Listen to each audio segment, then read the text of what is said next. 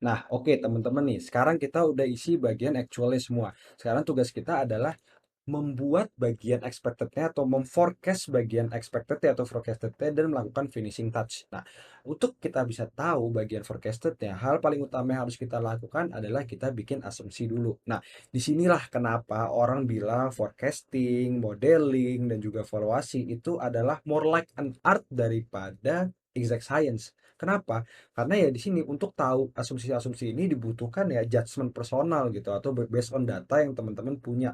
Jadi ya di sinilah kenapa dibilang forecast A sama forecast B bisa beda. Nah, in the sake of simplicity, di sini aku anggap ya bahwa revenue growth itu akan selalu 10%.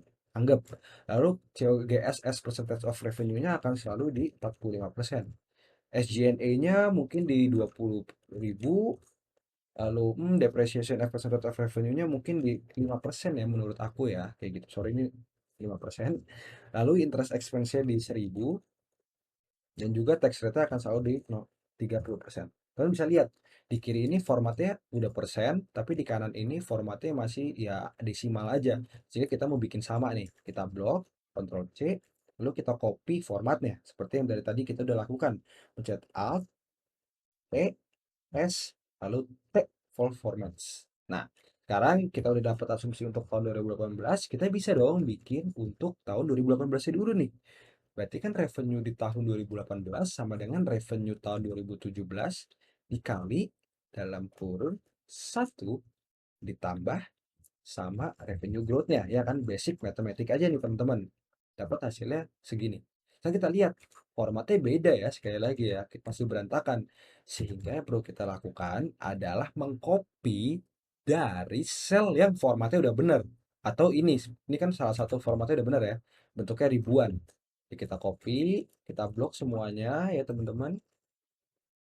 Lalu kita kita paste formatnya. Alt I S P format. Nah, jadi udah benar deh. Sekarang kita mau hitung COGS nih. COGS ini kan sekarang kita asumsinya pakai percentage of revenue. Berarti 45% dikali revenue di tahun ini. Lalu gross profit ini kan rumus ya sekali lagi. Ini aku pencet F2 ya, rumus. Jadi kita bisa langsung copy aja nih, shift tombol kanan lalu Ctrl R. SG&A kita asumsinya di sini 20.000. Habis itu EBITDA, EBITDA ini kan rumus sekali lagi, kita bisa langsung copy aja. Depreciation di sini kita bilang 5% dari revenue. Jadi tinggal 5% dikali sama revenue-nya. Interest expense kita asumsi di sini selalu 1.000 dan EBT ini rumus ya, kita tinggal Ctrl R. Lalu taxes, taxes ini adalah kita asumsinya adalah 30% dari earning before tax. Itu 69.000. Net income kita isi ke kanan. Nah, sekarang kita mau isi bagian kanan-kanan ya kan. Nah, karena asumsinya di sini kita simplifikasi, kita anggap asumsinya selalu sama nih teman-teman. Kita bisa lihat, ini kan udah link ya. Lihat ya teman-teman. Ini rumusnya adalah EBT kali taxes. Sehingga ini semua bisa kita blok nih. Aku pencet shift, control, lalu pencet atas. Lalu aku langsung pencet shift, blok sampai kanan. Lalu aku pencet control R. Nah, kita langsung jadi deh. Teman-teman sekarang udah punya forecasted, model forecasted untuk sampai tahun 2022. Selanjutnya teman-teman harus lakukan mungkin sedikit finishing touch supaya kelihatannya lebih rapi. Yaitu adalah anggap di sini aku revenue mau aku bold. Nah, lalu gross profit ini kan total ya, sehingga enaknya dikasih garis nggak sih teman-teman kayak gitu, garis supaya rapi. Caranya gimana?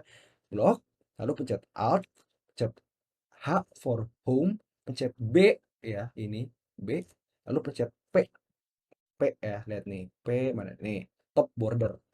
Kalian bisa lihat jadi ada garisnya. Begitu juga dengan EBITDA Alt H B P. Nah, sebenarnya di Excel itu teman-teman bisa pencet tombol F4 itu adalah merepeat aksi terakhir teman-teman. Kayak tadi aksi terakhirnya kan top border. Jadi aku tinggal pencet ini lalu aku pencet F4 otomatis tuh. Begitu juga dengan net income ya. F4. Nah, tapi net income aku mau ekstra nih karena ini bagian paling penting mungkin ya. Aku bold, lalu aku kasih border lagi, Alt F B, tapi aku maunya top and double bottom border. Jadi pencet U, kayak gitu. Nah, sekarang jadi lebih rapi. Nah, biasanya aku itu suka banget kalau misalnya tampilannya juga ikut rapi. Sehingga biasanya aku lakukan adalah aku ilangin nih garis-garis ini nih. Garis-garis ini, grid line namanya. Caranya gimana? Pencet Alt, W for view, lalu VG for visual grid line. Nah, sekarang hilang nih semuanya. Jadi di sini teman-teman udah kelihatan punya modeling sederhana yang rapih lah anggapannya, kayak gitu. Nah, kita bahas yang lebih advance lagi di segmen berikutnya ya.